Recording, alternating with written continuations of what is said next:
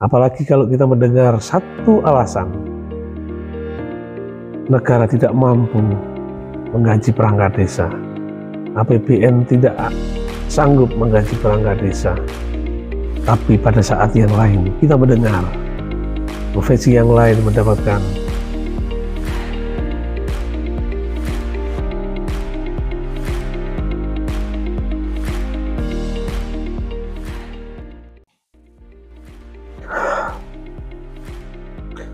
Assalamualaikum warahmatullahi wabarakatuh. Salam sejahtera untuk kita semua. Om Swastiastu, Namo Buddhaya, salam kebajikan, Shalom.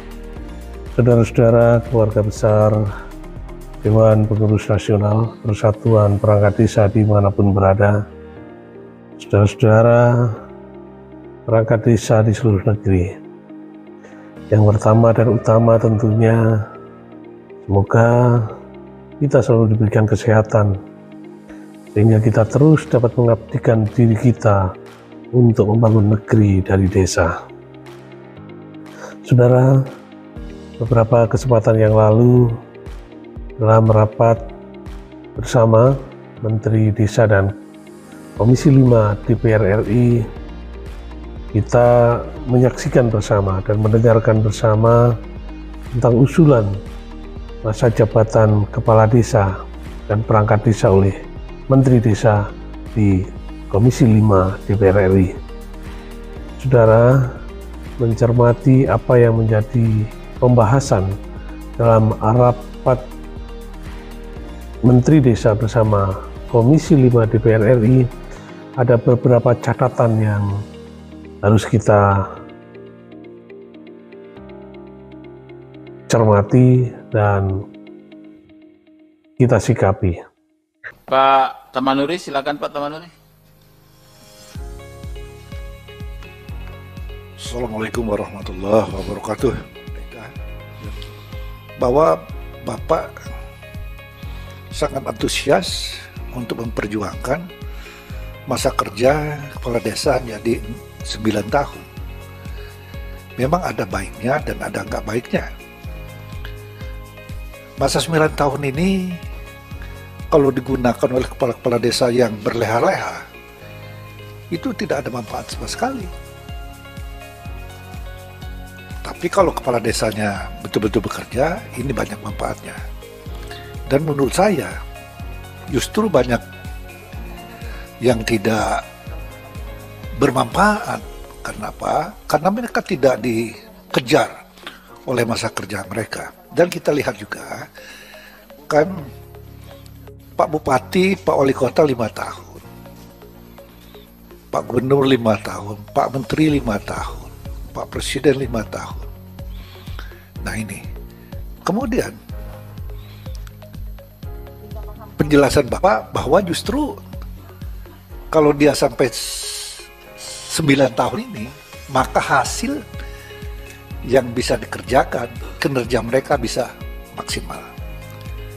Saya sependapat aja Pak, tapi ini tidak semua kepala desa kita ini yang mempunyai pikiran-pikiran atau niat yang baik. Justru sekarang ini saya sangat prihatin. Gaji mereka yang 2.500, 2,5 juta sampai 2.600.000 itu banyak diambilkan bank. Jadi gimana lagi mereka mau makan ini kalau diambilkan bank selama 6 tahun 2,5 juta itu di Lampung seperti itu. Jadi ini kalau harapan saya adalah supaya Bapak bisa membuatkan satu edaran, janganlah mereka yang ngambil bank gaji mereka itu, karena itu berdampak yang kurang baik nanti. Karena tidak adanya gaji mereka akan berpikir lain-lain. Semua adalah mereka akan gunakan supaya mereka bisa melanjutkan kehidupan mereka. Nah yang lain juga Pak, sekarang ini kan ada dilema bahwa masa kerjanya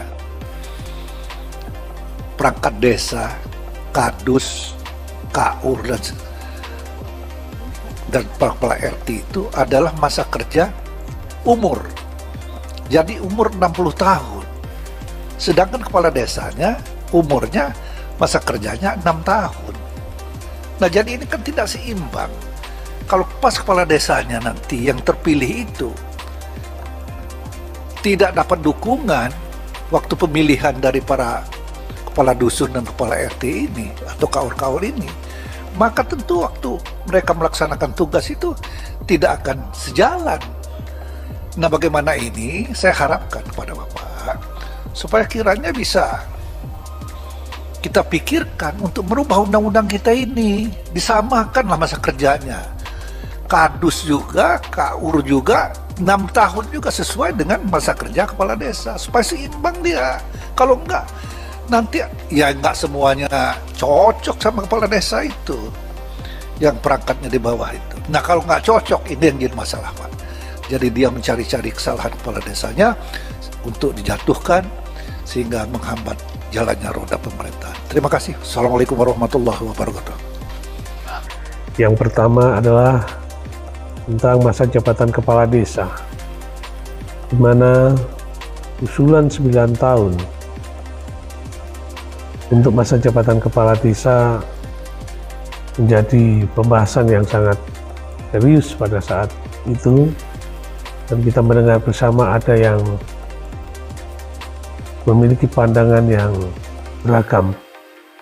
Tapi sesungguhnya masa jabatan kepala desa itu 6 tahun atau 9 tahun selama kepala desa masih seperti saat sekarang ini. Kalau menurut Undang-Undang Nomor 6 Tahun 2014, kepala desa itu memiliki kekuasaan penuh menyelenggarakan pemerintahan desa dan sebagai kuasa pengguna anggaran. Tetapi pada faktanya tidak sedikit kepala desa yang merasa terintervensi atau terintimidasi dalam melaksanakan tugas-tugasnya, terkhusus dalam melaksanakan tugas dalam pelaksanaan dana desa. Karena sering terjadi dan sering kita ketemui atas nama sinergisitas dengan supradesa, kepala desa tidak bisa melaksanakan pembangunan sesuai skala prioritas yang ada di desa yang bersangkutan. Dan kepala desa yang seperti itu tidak bisa berbuat banyak kecuali harus ikut dengan apa yang disebut sinergisitas tersebut, karena ada konsekuensi. Nah, kalau kepala desa ini tidak patuh dan taat dengan apa yang menjadi target atau prioritas program supradesa, kemudian kalau kepala desa benar-benar diberikan kewenangannya, maka sesungguhnya 6 tahun itu sudah waktu yang cukup. Dan tentu saja 9 tahun akan lebih cukup untuk membuat desanya lebih maju. Jadi sekali lagi persoalannya di sini adalah bukan lamanya masa jabatan, tetapi kewenangannya kepala desa yang harus benar-benar sesuai dengan ketentuan peraturan perundang-undangan. Kemudian yang tidak kalah penting adalah bagaimana usulan masa jabatan perangkat desa menjadi 9 tahun. Saudara, ini tentu sebuah usulan yang tidak logis.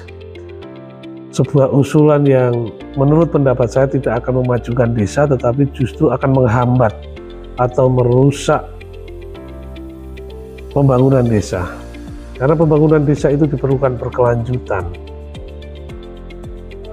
Tidak dapat dibayangkan ketika setiap 6 tahun sekali atau 9 tahun sekali atau 10 tahun sekali karena masa jabatan kepala desa, perangkat desa harus diganti. Artinya pembangunan desa itu setiap 6 tahun atau setiap 9 tahun ini akan berangkat dari titik nol lagi, start nol lagi. Setelah selesai pemilihan kepala desa berangkat dari nol lagi. Tentu ini tidak baik, karena dalam kenyataannya pelayanan masyarakat itu dibutuhkan orang-orang yang cukup memiliki kemampuan dan pengalaman. Begitu juga dengan amatan undang-undang bahwa harus ada kepastian hukum, harus ada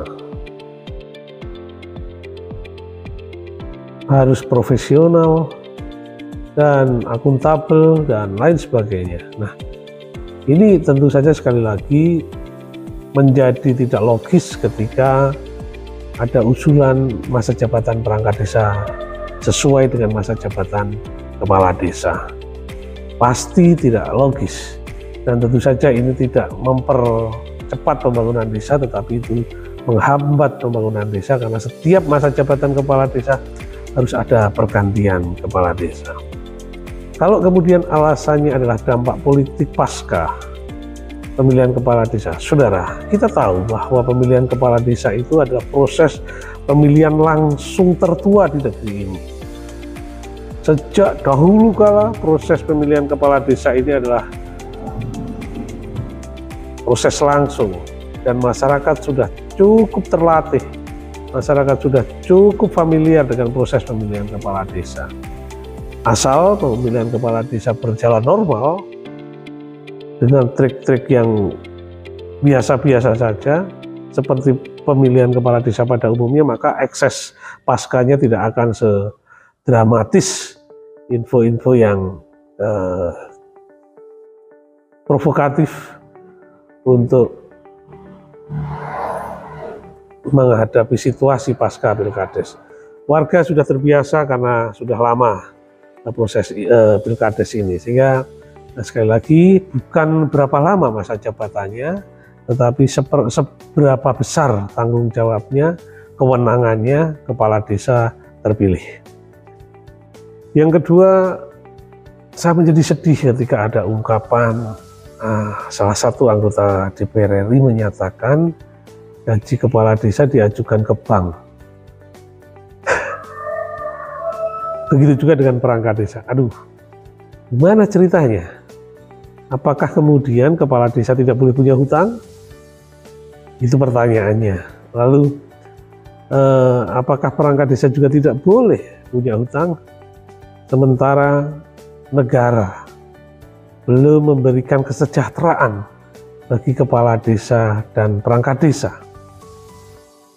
Kami masih melihat ada unsur diskriminatif profesi di negeri ini. Bagaimana seorang kepala desa mendapatkan gaji yang jauh di bawah standar dengan dinamika kepentingan desa yang terus berkembang. Begitu juga dengan perangkat desa. Dia adalah seorang pribadi yang memiliki tanggung jawab pribadi pula untuk keluarganya, untuk menjamin kesehatan keluarganya, menjamin pendidikan keluarganya, menjamin kesejahteraan keluarganya, menjamin segalanya untuk keluarganya. Dan tentu saja sebagai pribadi itu menjadi tanggung jawab yang tidak terhindarkan. Dan untuk memenuhi itu tentu saja ada beberapa faktor yang harus dapat diterima oleh baik kepala desa atau perangkat desa. Sudah seharusnya negara segera hadir dan memberikan kesejahteraan bagi kepala desa, setidaknya seperti bupati, gubernur, presiden. Aparatur pemerintah desa, perangkat desa segera dipastikan profesinya seperti perangkat daerah kabupaten, perangkat daerah provinsi. Karena baik kepala desa dan perangkat desa sama-sama untuk mengabdi untuk negeri, sama-sama untuk memajukan negeri ini, sama-sama sebagai bagian dari sebuah sistem pemerintahan di negeri ini, di mana setiap sistem di pemerintahan ini kecuali pemerintahan desa negara sudah hadir untuk memberikan status PNS bagi perangkat daerah, memberikan kesejahteraan bernama gaji, bahkan sampai gaji ke-13, dan THR hingga pensiun. Sementara perangkat desa gaji setara golongan 2A, dan itu pun mereka yang bekerja 30 hari dan 30 tahun gajinya sama. Ini tentu yang harus dipikirkan oleh wakil-wakil kita yang ada di DPR RI.